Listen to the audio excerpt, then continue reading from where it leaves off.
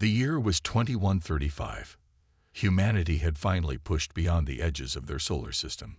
The exploratory vessel Dauntless drifted near Jupiter's orbit, its crew conducting routine scans of the gas giant's moons. Lieutenant Samantha Wright sat at her monitoring station, eyes fixed on the readouts. She blinked twice, then leaned forward. "Captain Johnson, I'm picking up something strange," she said, adjusting her scanner settings. "It's not matching any known signature."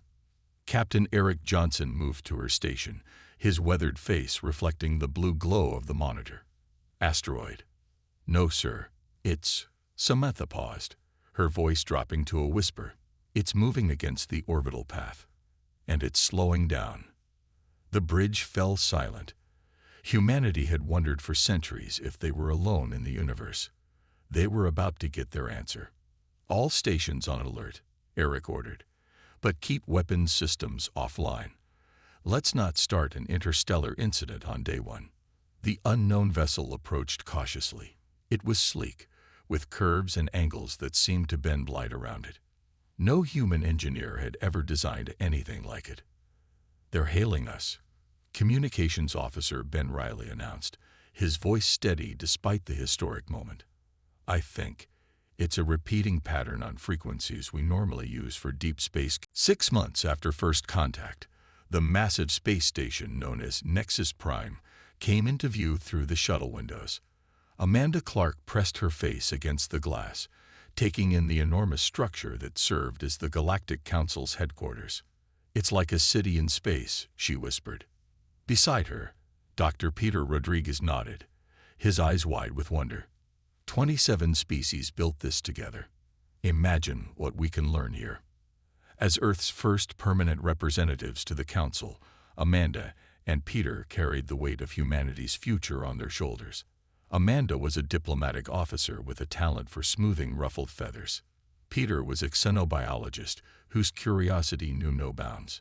Their shuttle docked at one of the hundreds of bays extending from the station's central hub. A tall, thin alien with pale green skin waited for them.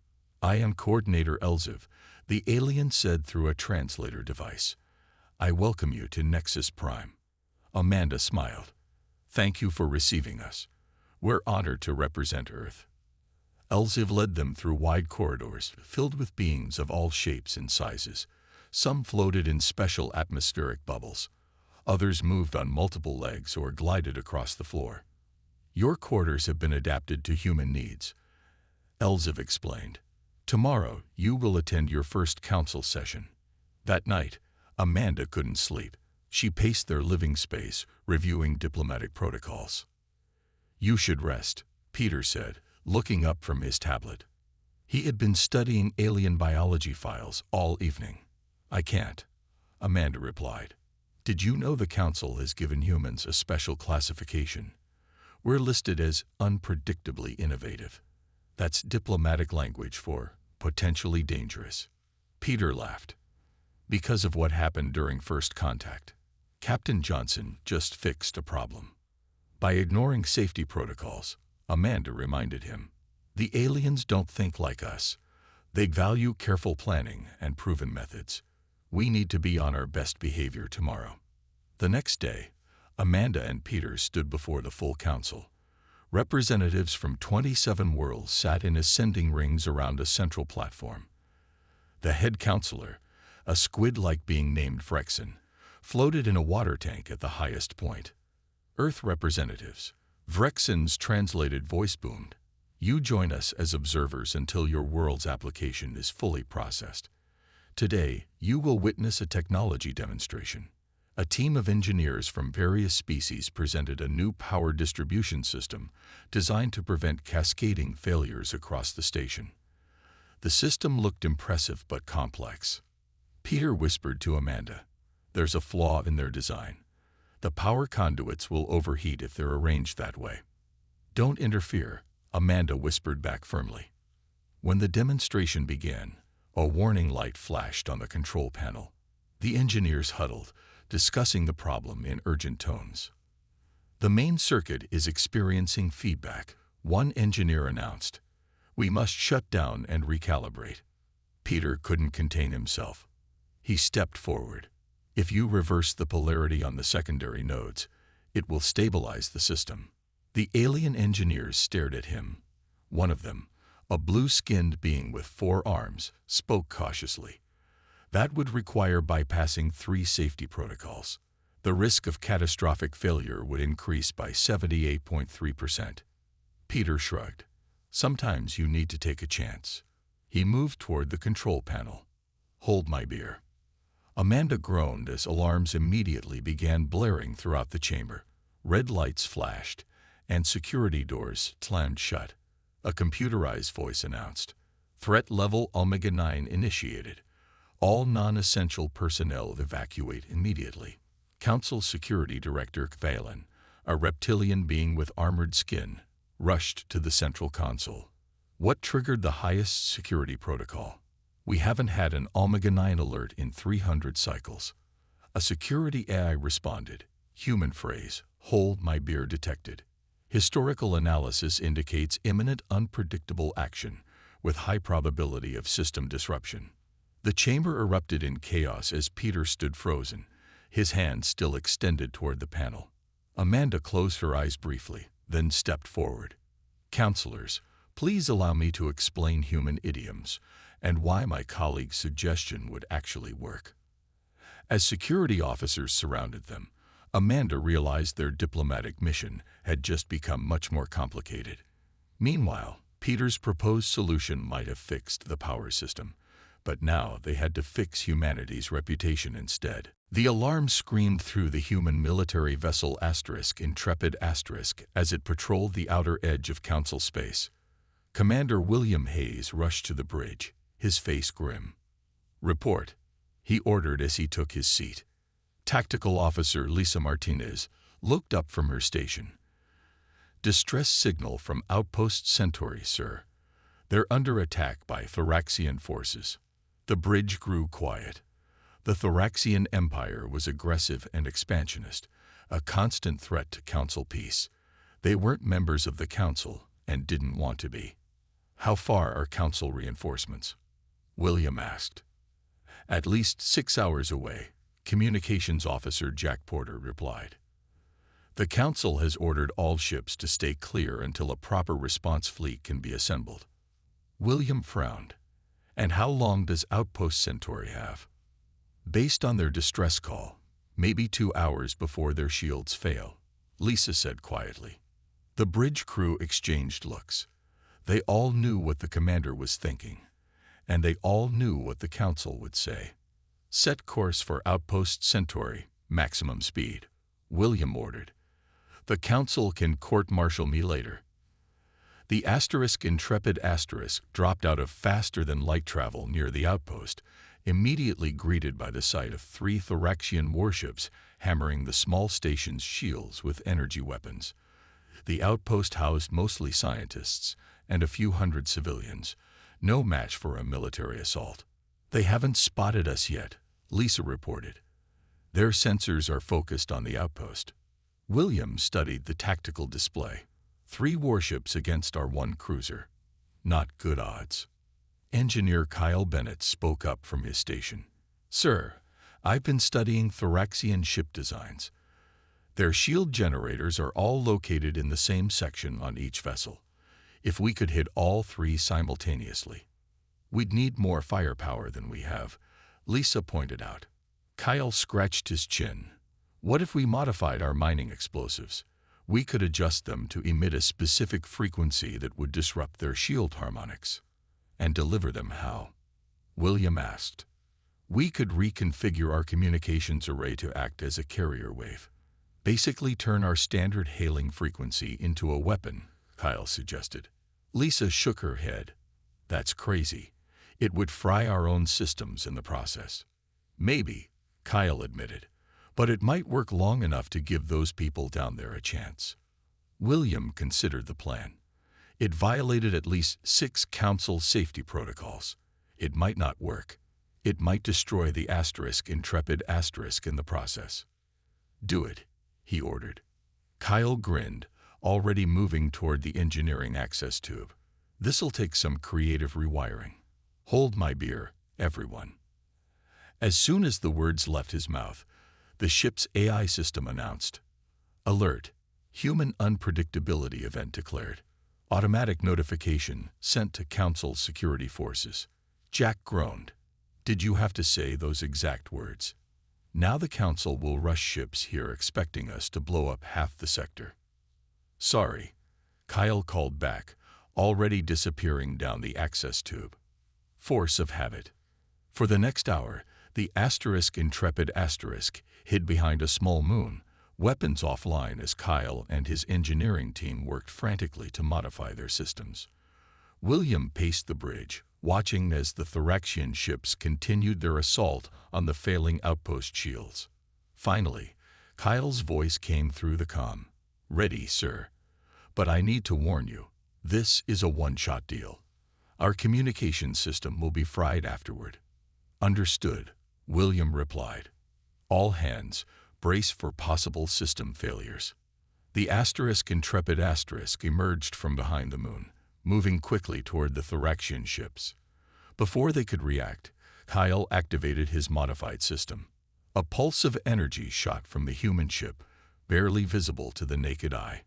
It washed over the 3 Thoraxian vessels, and for a moment, nothing happened.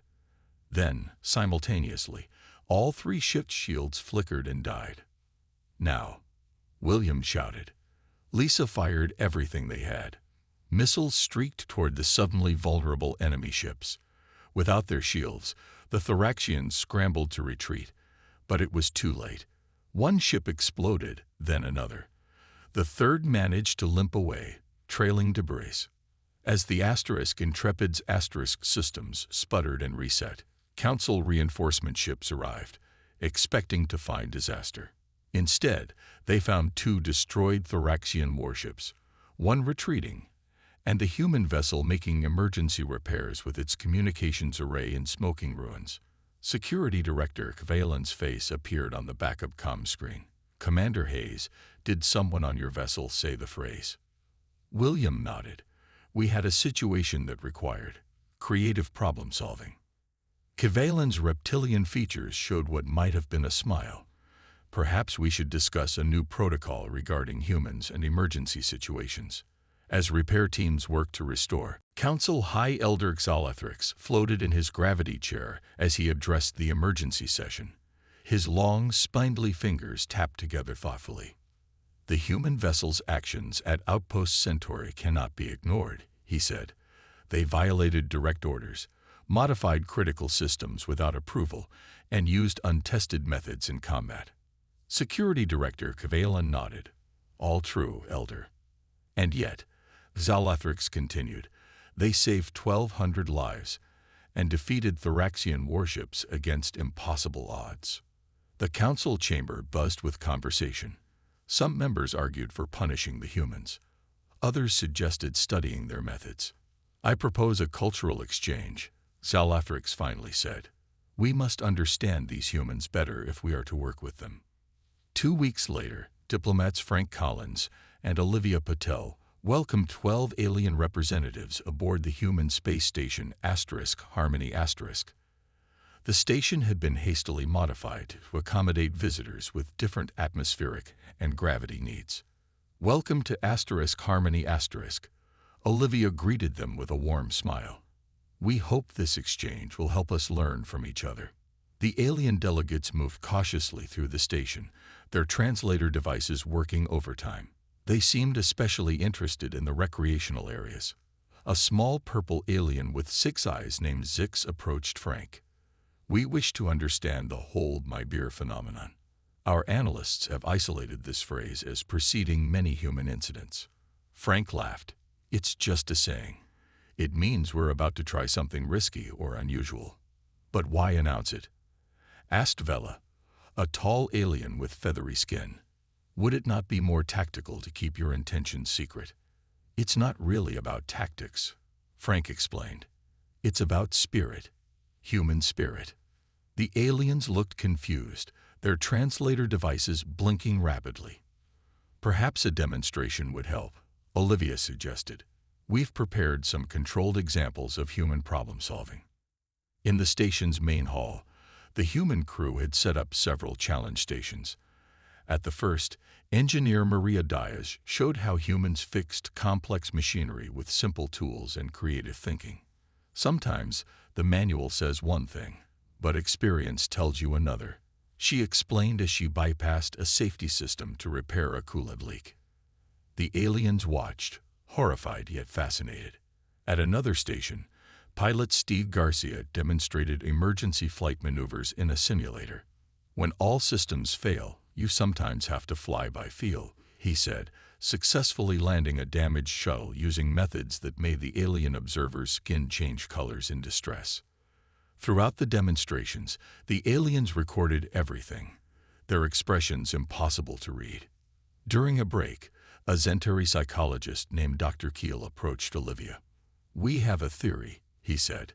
"Humans evolved without the natural fear responses common to most sentient species. We feel fear," Olivia corrected. "We just push through it." "Fascinating," Dr. Keel replied. "Most species would never attempt solutions with less than 70% probability of success. You humans regularly attempt things with 20% or lower." The cultural exchange continued for 3 days. The aliens gradually relaxed around their human hosts, even participating in some of the less dangerous demonstrations. On the final day, alarms blared throughout the station. Frank rushed to the command center where Captain Nina Rodriguez was reviewing an emergency transmission. "The Thoraxians have launched a surprise attack on Rigel Colony," she explained grimly. "It's a major council world with millions of inhabitants." The alien delegates gathered, their expressions serious. "The attack pattern is unusual," said Kivalin, studying the tactical display. "They seem specifically focused on installations that use human-designed systems. They're targeting our innovations," Frank realized. "They're afraid of what we might come up with next." Olivia looked at the gathered aliens. "This is the hold my beer spirit in action. When faced with an impossible situation, we don't give up. We get creative." Dr. Keel's translator crackled as he spoke. "Intelligence reports suggest the Thoraxians have been studying human tactics since your ship saved Outpost Stentori. They are attempting to develop countermeasures." "Let them try," Frank said confidently. "The thing about humans is, we never solve a problem the same way twice." The alien delegates exchanged meaningful looks. Salathrix, who had been quiet until now, floated forward in his gravity chair. "Perhaps," he said slowly, "it is time to consider a more formal arrangement between humans and the Council, one that leverages your unique approach." As the humans and aliens began planning their response to the Thoraxian threat, it became clear that the galaxy's view of humanity was evolving from dangerous uncertainty to valuable. The Council chamber on Nexus Prime was more crowded than ever before. Representatives from all 27 species sat in tense silence as Security Director Kvalin presented the latest reports on Thoraxian attacks. 6 more colonies have been hit," he said, his scaled skin reflecting the light. "Each time, they target our communication systems first, then power, then defense. They are becoming more organized." High Elder Xalathrix's long fingers tapped against his chair. "And our standard defensive protocols failing," Kvalin admitted. "The Thoraxians have studied our responses too well. They know exactly what we will do before we do it." Colonel Diane Summers, the newly appointed human military liaison to the Council, stood up. Her uniform was crisp, her posture straight. "The Thoraxians expect you to follow rules and procedures," she said. "That's your weakness. You're too predictable." Some council members bristled at her words, but Salathrix raised a hand for silence. "Continue, Colonel Summers." "I propose a new operation," Diane said. "One led by humans, but including members of any council species willing to try our methods."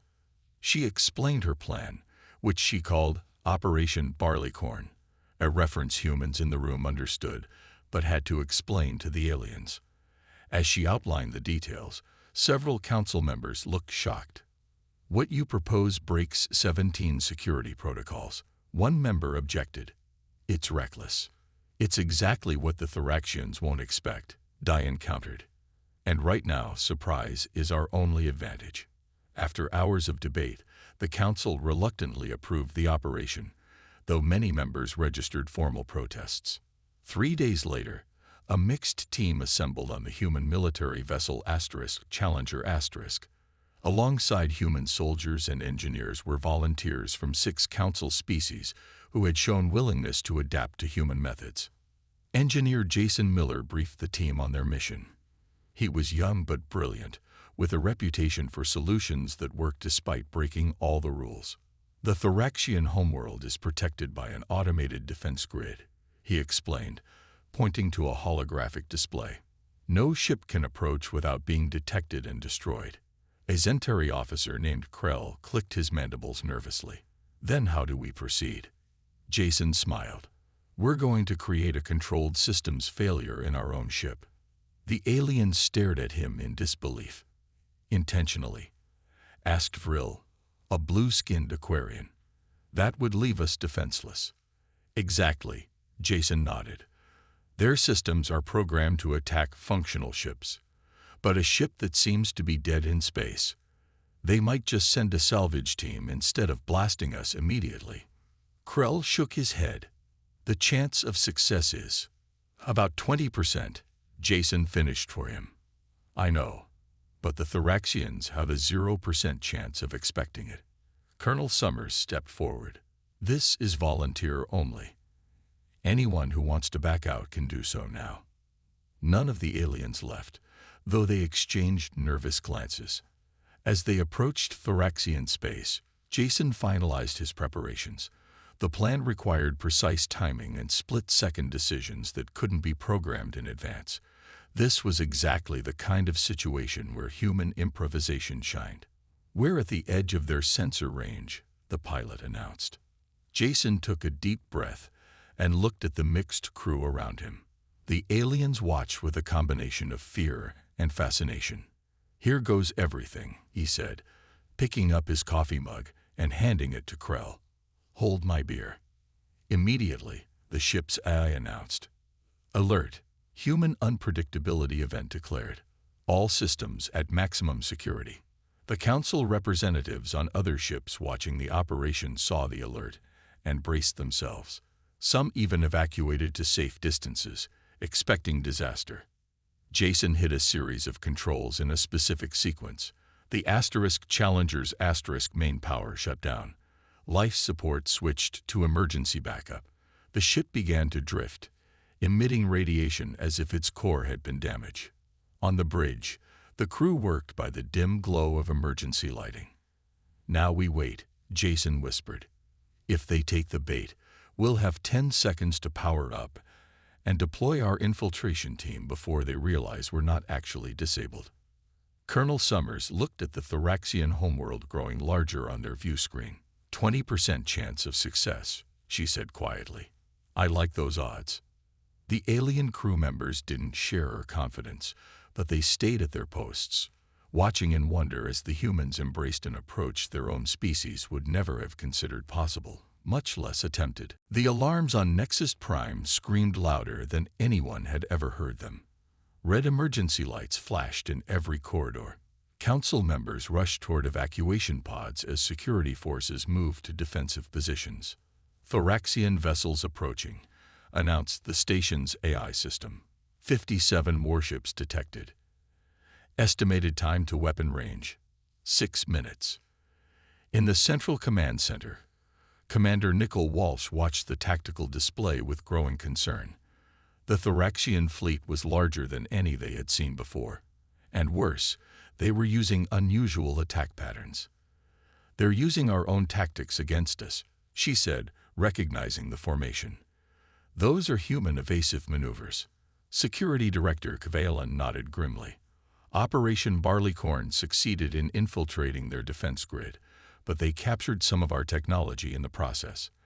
They've been studying it. The massive fleet drew closer to the station. The first volleys of energy weapons struck the outer shields, making the entire structure shudder.